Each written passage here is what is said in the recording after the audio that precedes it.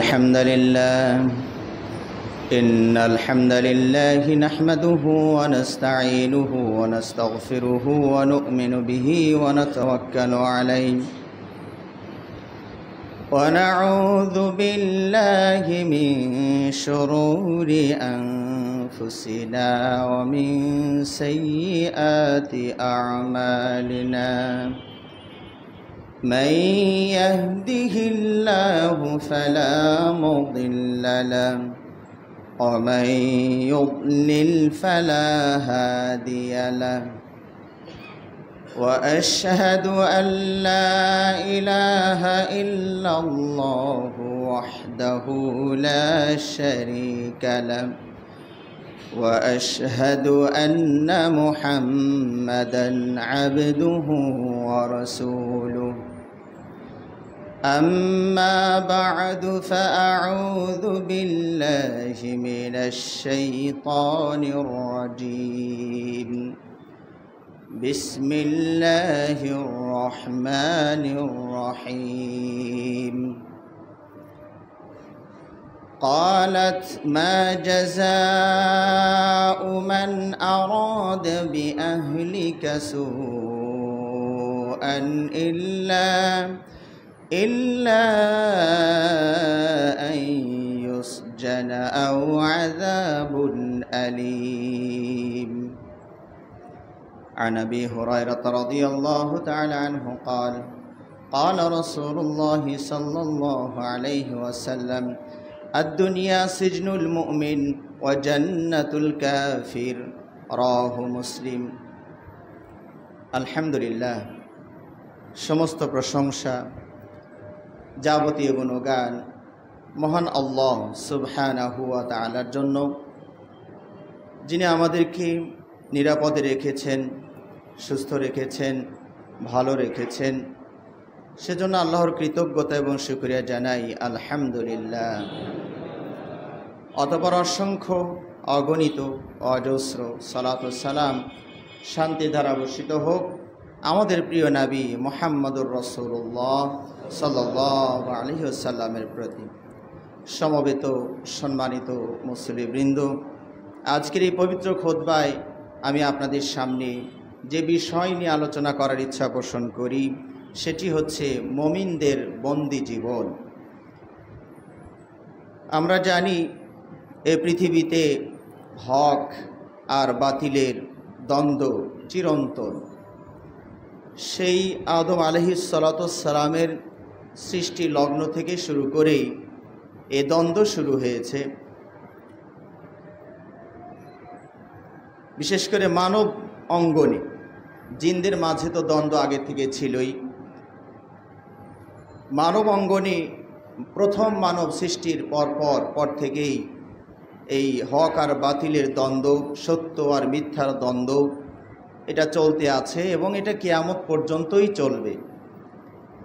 ইমাম মাহদী আলাইহিস সালাতু ওয়াস সালাম তিনিও বাতিলের বিরুদ্ধে লড়বেন। শেষে ঈসা আলাইহিস সালাতু ওয়াস সালাম আবার তিনিও ইমাম মাহদীর সাথে হয়ে বাতিলের বিরুদ্ধে লড়বেন। সব শেষে আবার সেই বাতিলেরই উত্থান হবে, আর বাতিলের উত্থানের পরই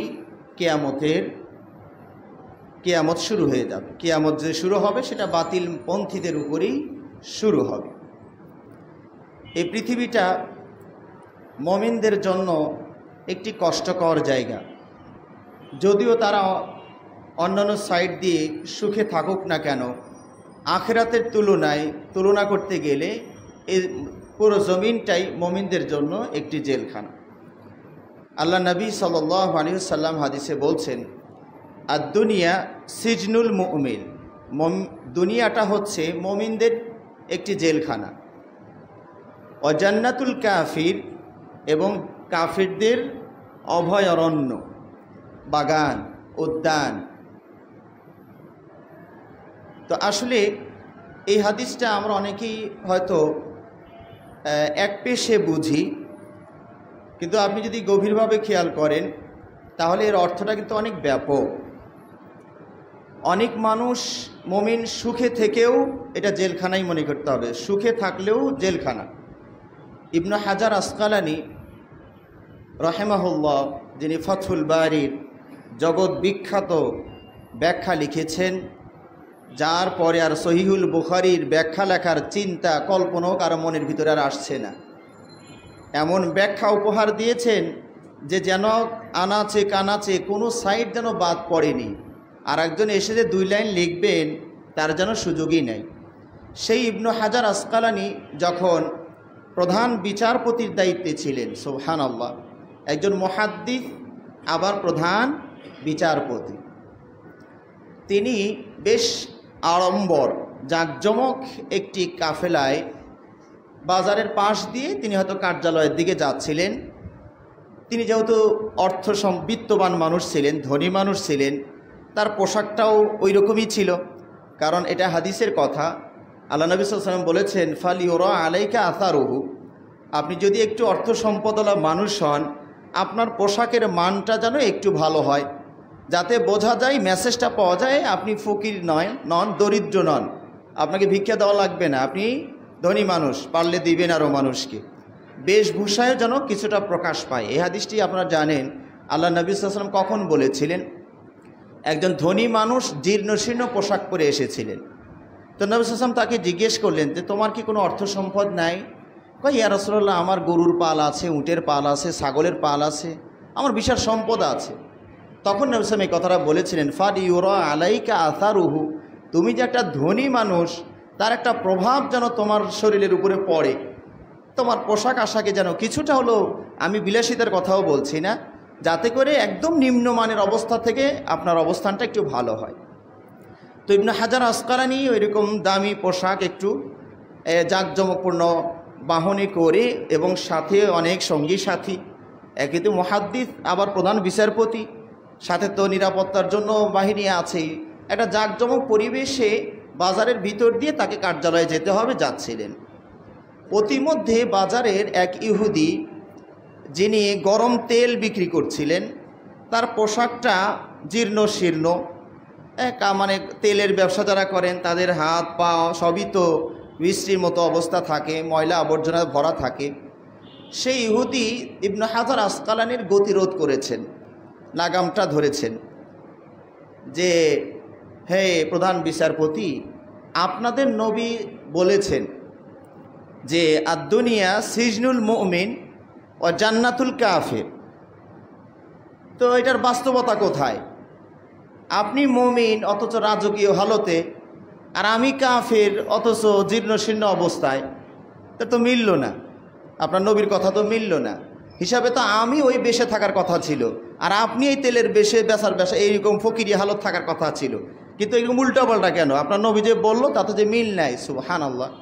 ইবনে হাজার আসকালানি তিনি তার উত্তরে বললেন যে, শোনো, আমরা এই দুনিয়াতে মুসলিমরা যতই জাঁকজমকপূর্ণ অবস্থায় থাকি না কেন, যতই রাজকীয় হালতে থাকি না কেন, জান্নাতের তুলনায় এটা জেলখানা।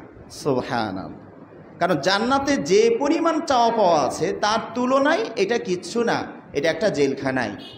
আর তুমি যে অবস্থায় দুনিয়াতে থাকো না কেন, যত কষ্টেই থাকো না কেন, আখেরাতে তোমার জন্য যে শাস্তি অপেক্ষা করছে তার তুলনায় তুমি এখন জান্নাতেই আছো।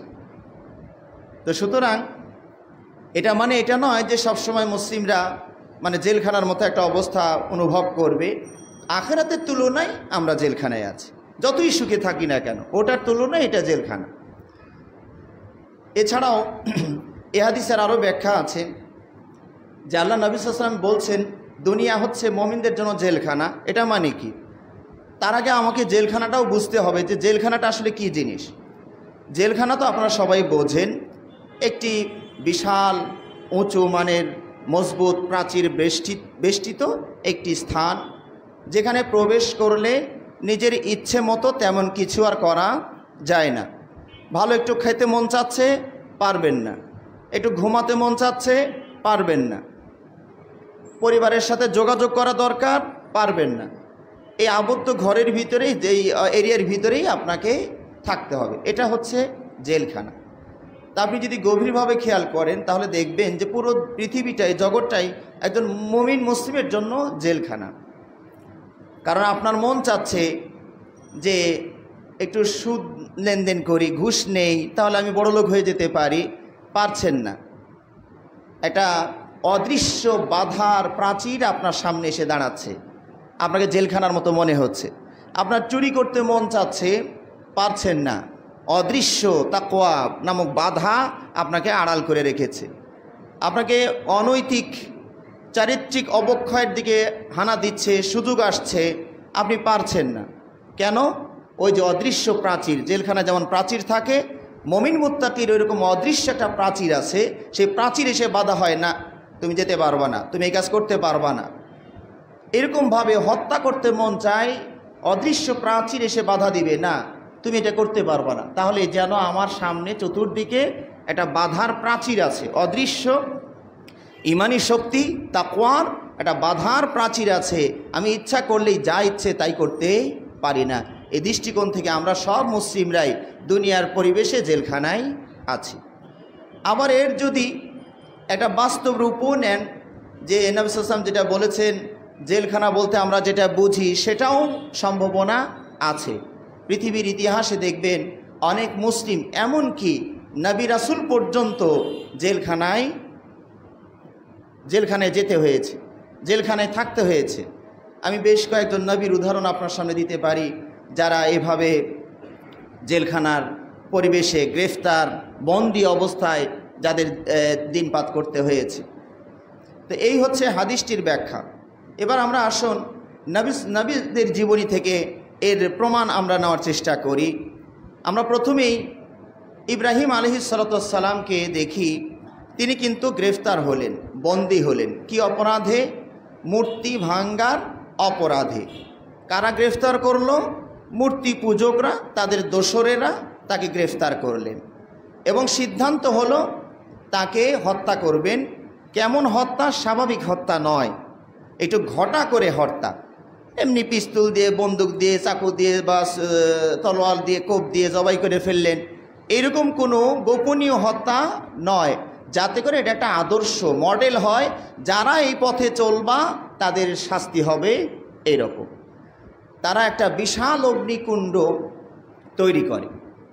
আমি আজকের আলোচনার আগ পর্যন্ত আমি মনে করতাম যে আমার বোঝার ভুল ছিল। আমি মনে করতাম এমনি একটা ময়দানের ভিতরে তারা আগুনের লকড়ি টকরি গিয়ে জমা করে আগুন জ্বালিয়েছে।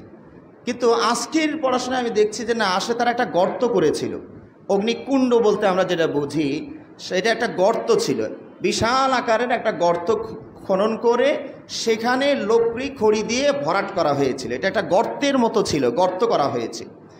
এবং ওই সময় নারীরা তাদের কোনো চাওয়া পাওয়া পূরণের জন্য তারা মানত করতেন কিভাবে, যে আমার যদি এই কাজটা সিদ্ধ হয়, এটা আমার হয়, এটা আমি পেয়ে যাই, তাহলে ওই যে ইব্রাহিম নামে একটা দুষ্ট ছেলেকে জ্বালানোর জন্য যা অগ্নিকুণ্ডর খড়ির দরকার, আমি ওখানে কিছু খড়ি দিয়ে আসব। এই ছিল শেষ সমাজের চিত্র। এরপরে পুরো আয়োজন যখন কমপ্লিট হয়ে গেল, প্রধান পুরোহিত তার নির্দেশে ইব্রাহিমকে আগুনে ফেলে দেওয়া হবে। কিন্তু অগ্নিকুণ্ডের দাবানল এমনভাবে জ্বলে উঠেছে যে এরা কাছে থেকে ওনাকে ফেলতে পারবে না, এত তাপ সেটা। এখন দূর থেকে ফেলতে হবে। এই জন্য যে আরবিতে বলা হয় মিনজানিক, যেটাকে হিন্দুদের একটা পূজা আছে, চরক পূজা। হ্যাঁ, মাঝখানে লাঠি দিয়ে ওই দুই পাশে, এক পাশে কালা সিস্টেমে পিঠের ভিতরে বড়শি বা কিছু দিয়ে লাগিয়ে দেওয়া হয়, অথবা একটা ঝুড়ি সিস্টেম ওখানে বসিয়ে দিয়ে এইভাবে ঘুরাইলে, অনেক সময় আমরা ঘুরে ঘুরে ঢেল মারার চেষ্টা করি, ওইরকম একটা চরক দূর থেকে যেন ওনাকে নিক্ষেপ করা যায়, এই জন্য তারা একটা চরক বানালেন। এই চরকে আঘাত করে ইব্রাহিমকে ওই অগ্নিকুণ্ডের ভিতরে ফেলে দিবেন। এখানে তাফসিরে অনেক কথা লেখা হয়েছে। যখন তিনি চরকের উপরে, জিবরাইল আলাইহিস সালাম তাকে বললেন, আলাকা হাজা, আপনার কোনো প্রয়োজন আছে নাকি, মানে আমি কিছু করতে পারি আপনার জন্য? ইব্রাহিম আলাইহিস সালাম বললেন, আম্মা ইনদাকা ফালা, বলছে আপনার কাছে, না না, আপনার কাছে আমার কোনো প্রয়োজন নাই। এখানে বলা হচ্ছে এমন যে ফেরেশতা, মানে বৃষ্টির ফেরেশতা, তিনি অপেক্ষা করছেন আল্লাহ কখন আদেশ করবে আমি বৃষ্টিটা নামিয়ে দিয়ে আগুনকে ঠান্ডা করে দিব। নবী আগুনে যাবে, আল্লাহ আমাকে আদেশ করছেন না, এখন কখন আদেশ করবেন, উনি প্রস্তুত আছেন। সুবহানাল্লাহ। ওনার বৃষ্টির আগেই আল্লাহ আগুনে বৃষ্টি দিয়ে রাখছেন। সুবহানাল্লাহ। ইব্রাহিম আলাইহিস সালামকে ফেলে দেওয়ার মাত্রই তারা তো খুব আনন্দ ফুর্তি যে এই আগুনে কি আর কেউ বাঁচে। সুবহানাল্লাহ।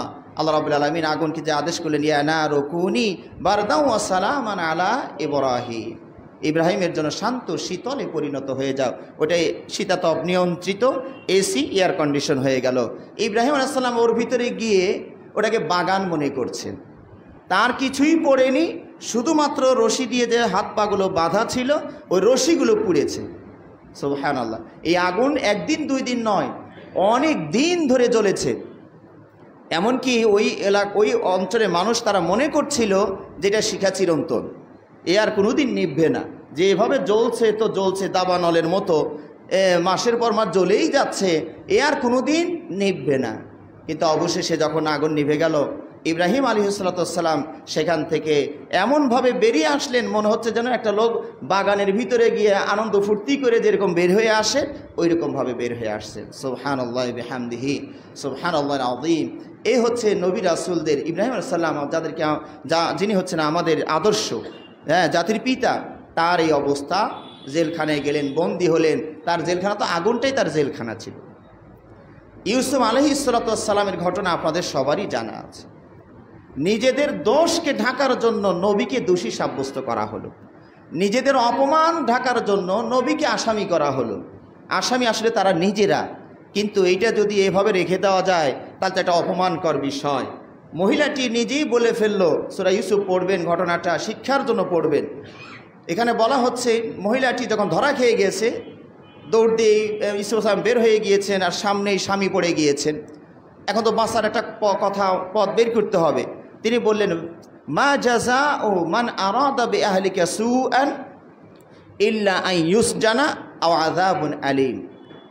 আপনি কি মনে করেন যে আপনার স্ত্রীর সাথে অনৈতিক প্রস্তাব দেয় তার কি সাজা হওয়া উচিত? কিন্তু এই কথা বলে মহিলাটি আবার ভাবছে যদি আবার মেরে ফেলে তাহলে তো মুশকিল, কারণ রাজা মানুষ, রাগ করে যদি আবার মেরেই ফেলে তো এটাও তো ওনার মিশন ব্যর্থ হয়ে যাচ্ছে, কারণ ওনার মিশন তো মেরে ফেলা না। এখন ধরা পড়ে গিয়েছি, বাঁচার জন্য একটা পথ বের করছে, কিন্তু ওনাকে মেরে ফেলা হোক এটাও তার মনের চাওয়া না। তখন কি বলছে, ইল্লা ইউসজানা আও আযাবুন আলীম, হয়তোবা তাকে জেলখানায় ভরে রাখতে হবে। ইউসজানা সিজিন থেকে ইউসজানা, তাকে জেলখানায় ভরা উচিত অথবা একটু কঠিন শাস্তি দেওয়া উচিত। মুসা ইউসুফ আলাইহিসসালাম কিছুটা হলেও প্রতিবাদ করলেন। হিয়া রাওয়াদাতনি, ওনাকে বললেন, না না আমি কেন, সেই তো আমাকে ফুসলিয়ে অন্যায় কাজে নেওয়ার চেষ্টা করেছিল। তখন এই যে সাক্ষীর যে বিষয়টা আসলো, এটা আপনারা সূরা ইউসুফে পরিষ্কার বলা হয়েছে যে যদি জামাটা সামনের দিকে ছেঁড়া থাকে তাহলে ইউসুফ দোষী। সে কাছে যাওয়ার চেষ্টা করেছে, মেয়েটা ধাক্কা দিয়ে সরানোর চেষ্টা করতে গিয়ে জামা ছিঁড়ছে, তাহলে সামনের দিকে ছিঁড়বে। আর যদি পিছনে ছেড়ে তাহলে মেয়েটা দোষী, ইউসুফ নির্দোষ। উনি পালানোর চেষ্টা করেছেন, উনি টেনে ধরেছিলেন পিছন থেকে। তো ঘটনা দেখা গেল এইরকমই।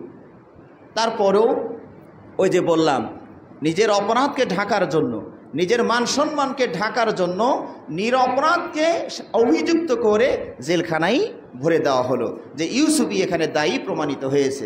রাষ্ট্রের ভিতরে প্রচার করে দেওয়া হলো একজন নবীর বিরুদ্ধে, আল্লাহু আকবার, একজন নবীর বিরুদ্ধে চারিত্রিক কেলেঙ্কারি দিয়া জেলখানায় ভরা হয়েছে, যা পুরোটাই সাজানো নাটক ছিল। এখানে তো ইউসুফ আলাইহিস সালাম বেশ কিছু বছর, মুফাসসিরিনে কেরাম মতভেদ করেছেন কত বছর তিনি জেলখানায় ছিলেন। কেউ বলেছেন 7, কেউ বলেছেন 12, কেউ বলেছেন 10। তা যাই হোক, সর্বোচ্চ 12 পর্যন্ত আমি দেখেছি, রেওয়ায়াতগুলো এসেছে। তো এই 12 বছর তিনি এই জেলখানায় অবস্থান করেছিলেন। আল্লাহু আকবার। এখানে আরও কিছু গ্রেফতার আছে যেগুলো কৌশলী গ্রেফতার। যেমন ধরুন, বিনিয়ামিনকে ইউসুফ আলাইহিসসালাম রেখে দেওয়ার জন্য একটা গ্রেফতারি কৌশল অবলম্বন করলেন। সবার বস্তার ভিতরে খাদ্য দিয়ে ওনার বস্তার ভিতরে রাজার পানপাত্রটা ঢুকিয়ে দিয়েছে। এরপরে যাওয়ার কিছু দূর গেলে এই কাফেলার লোকেরা, তোমরা চুরি করেছো। কি চুরি করেছি, কি হারিয়েছে আপনাদের? কালু নাফকিদু সুয়া আল মালিক, আমাদের রাজার ইটা পাচ্ছি না, পেয়ালাটা, পানপাত্রটা পাচ্ছি না। তো সেখানে বস্তা তাদের সাথে কন্ট্যাক্ট হয়ে গেল, চুক্তি হয়ে গেল। এটা তো আপনারা তো জানেন আমরা এখানে দুর্বৃত্ত নই, আমরা বিপর্যয় সৃষ্টি করার জন্য আসিনি, আমরা চোরও নই। তখন এরা বলছে যদি পাওয়া যায় আপনাদের মাঝে তাহলে তার শাস্তি কি হবে, কারো বস্তায় যদি এটা পাওয়া যায় তাহলে তার শাস্তি কি হবে। বলছে শাস্তি হলে সে নিজেই, তাকে আপনারা গ্রেফতার করে বন্দি করে রেখে দিবেন। তো যারা বস্তা ভর্তি করেছেন তারা ওই বিনিয়ামিনের বস্তা খোলার আগে অন্য বস্তা আগে খুলছেন। এখানে কিন্তু কৌশল কাজ করছে, কারণ আগেই যদি এটা খুলি তা আপনারা বুঝলেন কি করে, প্রথমে এইটি হাত দিলেন, ব্যাপার কি। তো তারা আগে অন্য বস্তা খুঁজছে, লাস্টে এসে বিনিয়ামিনেরটা খুলে দেখছেন এই তো এখানে আছে। ভাইরা অনুরোধ করলেন যে না, এনাকে ধরে রাখিয়েন না, এনার আর একটা ভাই ছিল সেটা হারিয়ে তার বাবা কান্নাকাটাই করছে। ইউসুফ কিন্তু এগুলো সব তথ্য জানছে, শুনছেন, ঘাতককে হাতের মাথায় পেয়েও গেছেন ভাই, এরা সৎ ভাই, কিন্তু কিচ্ছু বলছেন না। শুধু আপন ভাইকে কৌশল করে, এটা গ্রেফতারি কৌশল, কৌশল করে ভাইকে রেখে দিবেন, এরপরে বাবাকে আনার জন্য যেন একটা বাধ্যকতা সৃষ্টি হয়ে যায়, এরকম একটা পরিবেশ তিনি সৃষ্টি করছেন। তো এখানে দেখুন বিনিয়ামিনকে গ্রেফতার দেখানো হচ্ছে, কিন্তু আসলে এটা গ্রেফতার নয়, উনি রাজকীয় হালতে থাকবেন। তো এখানে যদি ভালো কিছু করার জন্য, আমরা মাঝে মাঝে সৌদি আরবে দেখেছি কোনো আলিমুলামকে তারা গ্রেফতার করেছেন, কেন? হয়তোবা তিনি শিয়াদের বিরুদ্ধে একটা বক্তব্য দিয়েছেন। তো শিয়ারা আবার একটু ঘাতক পর্যায়ের, যে কোনো সময় ওনাকে হত্যা করে ফেলতে পারে।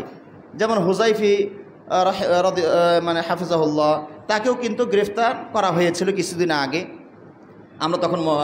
আমরা যাওয়ার আগে, পরে আমাদের সময় তাকে আবার মুক্তি দেওয়া হয়। এই যে গ্রেফতারটা করা হয়েছে কেন? তার নিরাপত্তার জন্য, যাতে করে ঘাতকরা তাকে আঘাত করতে না পারে। একটু পরিবেশ ঠান্ডা হলো, তখন তাকে আবার মুক্তি দেওয়া হয়েছে। তো এই গ্রেফতারটাকে আমরা এই পর্যায়ে নিয়ে যেতে পারি। এরপরে দেখুন মুসা আলাইহিস সালাম রাতের অন্ধকারে তিনি আল্লাহর নির্দেশে মিশরের দেশ ছেড়ে চলে যাচ্ছিলেন। ফেরাউন টের পেয়ে বাহিনী নিয়ে তাদেরকে ধরার জন্য বের হলেন। অবস্থাটা এমন হয়ে গেল, সামনে নদী, সাগর, নদী, পিছনে শত্রু বাহিনী। অবস্থাটা এমন, এরাও শত্রু বাহিনীকে দেখতে পাচ্ছে, ওরাও তাদের শত্রুকে দেখতে পাচ্ছে। পুরো জেলখানার মতো অবস্থা হয়ে গিয়েছে। এখন তারা বলেই ফেললো ইন্না লা মুদরাকুন, কোরআনের কথা, ইন্না লা মুদরাকুন, আমরা তো ধরা পড়ে গেলাম, আমরা তো গ্রেফতার হয়ে গেলাম। কিন্তু মুসা আলাইহিস সালাম তার আত্মবিশ্বাস, তিনি বললেন কাল্লা, কশ্চিন কালেও নয়, ইন্না মাইয়া রাব্বি সায়াহদিন, আমার সাথে আমার রব আছেন, পালনকর্তা আছেন, তিনি অবশ্যই একটা ব্যবস্থা করবেন, অবশ্যই একটা রাস্তা বের করে দিবেন। সুবহানাল্লাহ, সুবহানাল্লাহ। তো এখানে কি হলো, রাস্তা হয়ে গেল, মুসা আলাইহিস সালাম পার হয়ে গেলেন, যারা ধরতে আসলো তারা ধরা খেল, তাদেরকে সাগর গ্রাস করে ফেল। তো এখানেও দেখুন মুসা আলাইহিস সালাম এবং তার জাতির উপরে এরকম একটা বালা মুসিবত এসে গিয়েছিল। ঈসা আলাইহিস সালামকে যখন ইহুদিরা ষড়যন্ত্র করে হত্যার প্ল্যান করে, তিনি যে গৃহের ভিতরে ছিলেন সেটাকে তারা অবরোধ করে ফেলে, চতুর্দিক দিয়ে ঘেরাও করে ফেলে। এরপরে তারা যাকে ঈসা মনে করেছিল তাকে হত্যা করে ফেলে। আসলে তো এখানে দেখুন একজন রসুল নবী, তিনি অবরুদ্ধ, কাফের ইহুদিদের দ্বারা তিনি অবরুদ্ধ, অথচ তিনি একজন নবী, তিনি একজন রসুল। চতুর্দিক থেকে অবরোধ করে রেখেছে, পালানোর কোনো ব্যবস্থা নেই। আল্লাহ রাব্বুল আলামিন ঈসা আলাইহিস সালামকে বিশেষ প্রযুক্তিতে উদ্ধার করলেন। ছাদের ফুটা করে হোক, ছাদ ভেঙে হোক, যেমনি হোক, মানে ঈসা সালামকে, আসলে এটা ফুটাটাও বোঝা যায়নি কেমনি, ঈসা সালামকে আল্লাহ রাব্বুল আলামিন উপরে উঠে নিয়ে গেলেন। এই কথাটা কোরআনে সুস্পষ্ট করে বলা হয়েছে, অমা কাতালুহু অমা সলাবুহু ওয়ালাকিন শুব্বিহা লাহুম, তারা তাকে হত্যা করেনি, শুলিতেও চড়ায়নি, বরং তাদের সামনে গোলক ধাঁধা পয়দা করা হয়েছিল, সাদৃশ্য দিয়ে দেওয়া হয়েছে। এখানে বলা হয়েছে যে ঈসা আলাইহিস সালাম যে ঘরের ভিতরে ছিলেন সেখানে অনেকগুলো লোকের ভিতরে একজন মুনাফিক টাইপের ছিল, সেই ঈসা আলাইহিস সালামের অবস্থানের কথা জানিয়ে দিয়েছে। তো আল্লাহ রাব্বুল আলামিন তাকেই ঈসার রূপ দিয়ে দিয়েছিলেন, তারা ওকেই হত্যা করেছে। এমনও তাফসিরে বলা হয়েছে যে ওরা 10 জন এসেছিল হত্যা করার জন্য, ঢুকেছিল, হত্যার পরে যে একজনকে ঈসার রূপ দেওয়ার কারণে তাকে তারা ঈসা মনে করে হত্যা করে।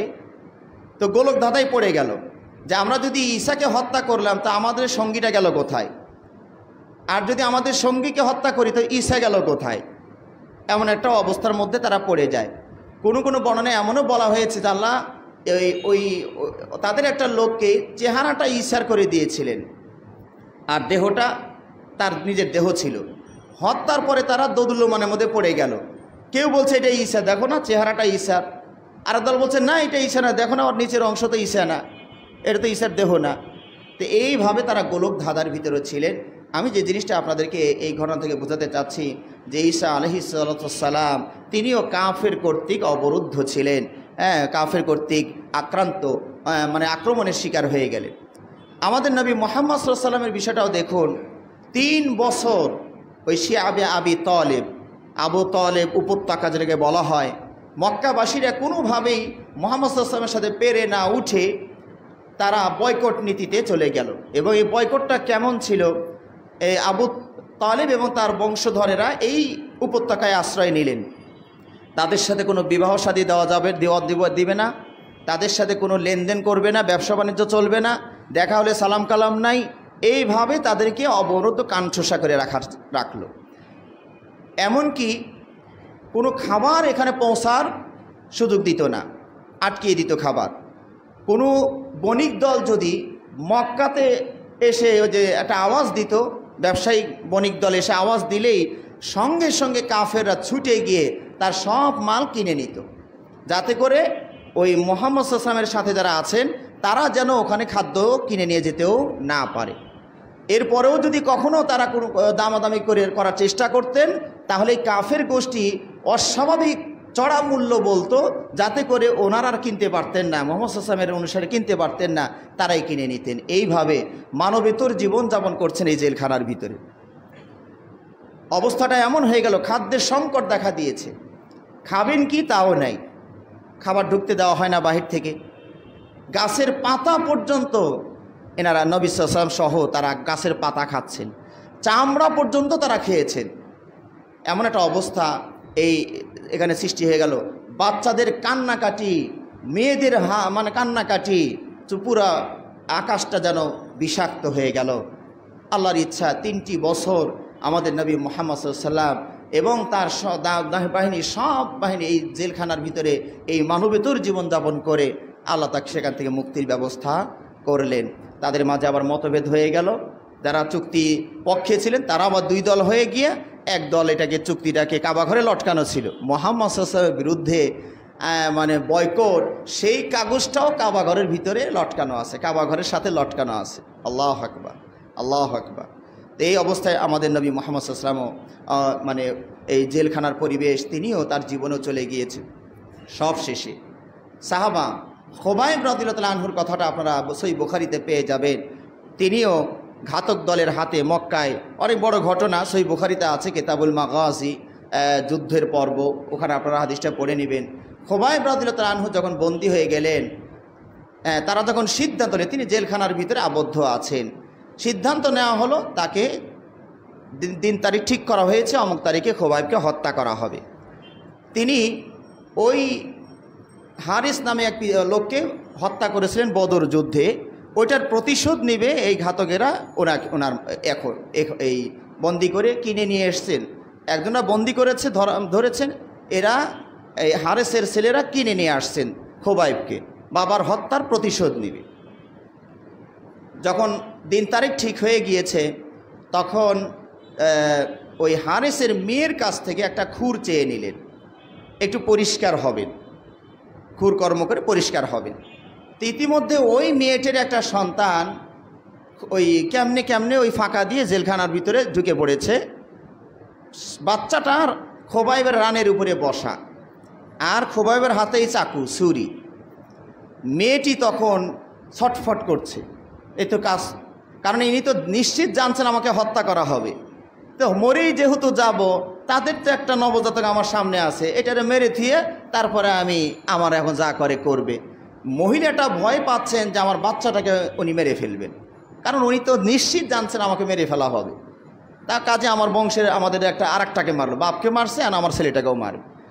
খোবাইব রাদিয়াল্লাহু তাআলা আনহু এই দৃশ্য দেখে উনি বুঝতে পেরেছেন এবং ওই মহিলাকে বলছেন, আতাকশাইনা আন আকতুলাহু মা আনা বিফাইল, তুমি কি আশঙ্কা করো যে এই নিরপরাধ নিষ্পাপ এই সন্তানটাকে আমি হত্যা করব? মা না বেফাইল, এই কাজ আমি কখনোই করব না, তুমি নিশ্চিত থাকো। সুবহানাল্লাহ, সুবহানাল্লাহ। একের অপরাধ আর একজনের উপরে দেওয়া যায় না, এই নীতি এখানে পাওয়া গেল। এরপরে হত্যার জন্য যখন তাকে নিয়ে গেলেন, তিনি 2 রাকাত সালাত পড়ার অনুমতি চাইলেন, 2 রাকাত সালাত পড়লেন। এরপরে ঘাতকেরা তাকে হত্যা করলেন এবং তাদের জন্য কিছুটা বদদুয়ার মতো করেছিলেন, আল্লাহুম্মা আহসিম আদাদা অক্তুলহুম বাদাদা। এভাবে তিনি একটা বদদুয়া তাদের উপরে করলেন এবং কবিতা আবৃত্তি করতে করতে হাসি মুখে তিনি শহীদ হলেন। সুবহানাল্লাহি বিহামদিহি সুবহানাল্লাহ আযীম। সম্মানিত ভাইরা, এই দৃশ্যগুলো বলার উদ্দেশ্য যে বিপদ আপদ যে কোনো মানুষের উপরে যারা দ্বীনের দায়ী, যারা আল্লাহর পথে আছেন, বাতিলের সাথে 2-1 কথা তো সংঘর্ষ লাগবেই। হ্যাঁ, মূর্তি পূজকদের বিরুদ্ধে কথা বললেও তা ওরা গরম হয়ে যাবে, এরকম একটা পরিবেশ তো সর্বদাই বিরাজ করে। সেক্ষেত্রে আমাদের ধৈর্যের সাথে আল্লাহ রাব্বুল আলামিন যেভাবে সলিউশন দিয়েছেন, ব্যবস্থা নিতে বলেছেন, আমাদের সেইভাবেই ব্যবস্থা নেওয়া উচিত। আল্লাহ আমাদের সবাইকে তৌফিক দান করুন, আমিন। সম্মানিত ভাইরা, সবশেষে যে কথাটি না বললেই নয়, যে সকল আলেম ওলামা নিরপরাধের মতো, যারা প্রশাসন যেহেতু আমাদের মাঝে শক্তিশালী, আমাদের দেশে শক্তিশালী গোয়েন্দা বাহিনী আছেন, তাদের মাধ্যমে তো রিপোর্ট নেওয়া যাবে অবশ্যই, না হলে এই শক্তিশালী গোয়েন্দা বাহিনীর প্রয়োজনই বা কী ছিল? যে অমক আলেমের বাসায় কোনো অস্ত্র আছে কি না, যাদের বাসায় আগ্নেয়াস্ত্র তো দূরের কথা, কোনো দেশি অস্ত্রও নাই, তাদেরকে গ্রেফতারের জন্য মানে রাতের অন্ধকারে আসতে হবে, এটা তো বোঝা আমাদের কাছে কষ্টকর বিষয়টি।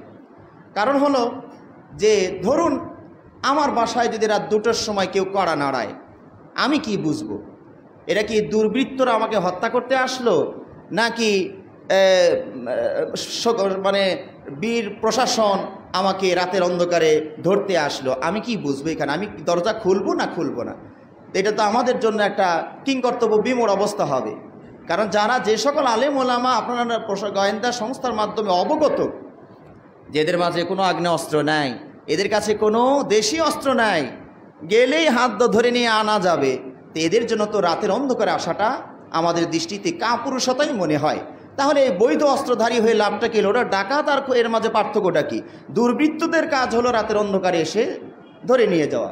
হ্যাঁ, যারা এমন হতে পারে যে অস্ত্রধারী, মার্ডার কেসের আসামি, বা জানা যায় যে তিনি এরকম অস্ত্রশস্ত্রের সাথে তার সংযোগ আছে, সেখানে আসতে মশা মারতে কামান দাগানার যাই করেন, সেটা না হয় মেনে নেওয়া যায় যে না, যেহেতু এখানে একটা সম্ভাবনা আছে, সেও গুলি টুলি চালাইতে পারে, কাজে এখানে একটু ভালো করে ব্যবস্থা নিয়ে আসতে হবে। কিন্তু আমার দৃষ্টিতে যে নিরপরাধ যারা, হতে পারে কোনো কথা আপনাদের বিপক্ষে গিয়েছে, হয়তোবা সেটা ইসলামেরই কথা, অথবা সেটা ভুল কথাও হতে পারে, সেটার জন্য আমি মনে করি যারা এই ধরনের মানে মরণাস্ত্রের সাথে সম্পর্ক নাই, দেশি অস্ত্রের সাথে সম্পর্ক নাই, এই সকল আলেম ওলামাকে যদি গ্রেফতার করতে হয়, বা কোনো সাধারণ মানুষকে যদি গ্রেফতার করতে হয়, সেটা গোপনভাবে কেন হবে? প্রকাশ্যভাবে সবার সামনে এসে গ্রেফতার হবে, সমস্যা কি? এখানে তো প্রতিরোধ করার মতো কেউ নাই, তার তো এরকম বাহিনীও নাই যে এখানে এসে প্রতিরোধ করবে, হাউ খাও করবে, কোনো দুর্ঘটনা ঘটাবে। হ্যাঁ, কারণ এইভাবে দেখুন আলেম ওলামা কিছুদিন আগে একজনকে মাহফিলে ওয়াজ করে বের হয়েছেন, উনি গুম, উনি নাই, কই গেলেন আল্লাহ জানে। তো এইরকম কেন হবে? বেশ কিছু আলেম ওলামাকে এইভাবে গোপনে নেওয়া হলো, এরপরে যখন এই মিডিয়াতে, সংসদে, বিভিন্ন জায়গায় আলোচনা হলো, তখন আবার এদেরকে ছেড়ে দেওয়া হয় নানান ধরনের আয়োজন করে। উনি শ্বশুরবাড়িতে লুকিয়েছিলেন। এখানে যে কথাগুলো বলা হয়, এগুলো যে অসত্য, এটা সব জনগণই বোঝে। হ্যাঁ, আমি কারো পক্ষ নিয়ে কথা বলছি না, আমি কোনো আলেমের সাথে তার মতাদর্শের সাথে পুরোপুরি এক মত হয়েও বলছি না, কারণ কোনো আলেমের মতামতের সাথে আমার মতামত একটা দুটা ভিন্নতা থাকতে পারে। আমি মনে করি তিনি শত্রু যেই হোক, তাকে গ্রেফতার করতে হলে মার্জিতভাবে, মানে যেখানে এই সন্দেহ না হয় যে দুর্বৃত্তরা তাকে গ্রেফতার করে নিয়ে গেল কিনা। আল্লাহ রাব্বুল আলামিন আমাদের সবাইকে, প্রশাসনকে এই বিষয়ে সজাগ দৃষ্টি দেওয়ার তৌফিক দান করুন এবং তাদেরকে সাহসী ভূমিকা পালন করার তৌফিক দান করুন। এরকম চোরের বেশে চোরাগোপ্তা হয়ে মানে কাপুরুষতার বেশে নিরহ মানুষকে ধরার এই সাহসিকতাটা মানে হীন মনোবলতা বর্জন করতে হবে। আল্লাহ রাব্বুল আলামিন আমাদেরকে তৌফিক দান করুন, আমিন। আমাদের মাঝে অনেকে অসুস্থ আছেন, আল্লাহ সুস্থ করে দিন, আমিন। সুবহানাল্লাহ। ইন্নাল হামদালিল্লাহি ওয়াহদাহু ওয়াসসালাতু ওয়াসসালামু আলা মান লা নাবিয়্যা বা'দা ওয়া আলা আলিহি ওয়া আসহাবিহি ওয়া মান তাবি'আহুম বিইহসানিন ইলা ইয়াউমিদ্দিন, আম্মা বা'দ, ফাইন্না খায়রাল হাদিসি কিতাবুল্লাহ ওয়া খায়রাল হাদিয়ি হাদিয়ু মুহাম্মাদিন সাল্লাল্লাহু আলাইহি ওয়াসাল্লাম ওয়া শাররাল উমুরি মুহদাসাতুহা ওয়া কুল্লু মুহদাসাতিন বিদআহ ওয়া কুল্লু বিদআতিন দালালা ওয়া কুল্লু দালালাতিন ফিন-নার।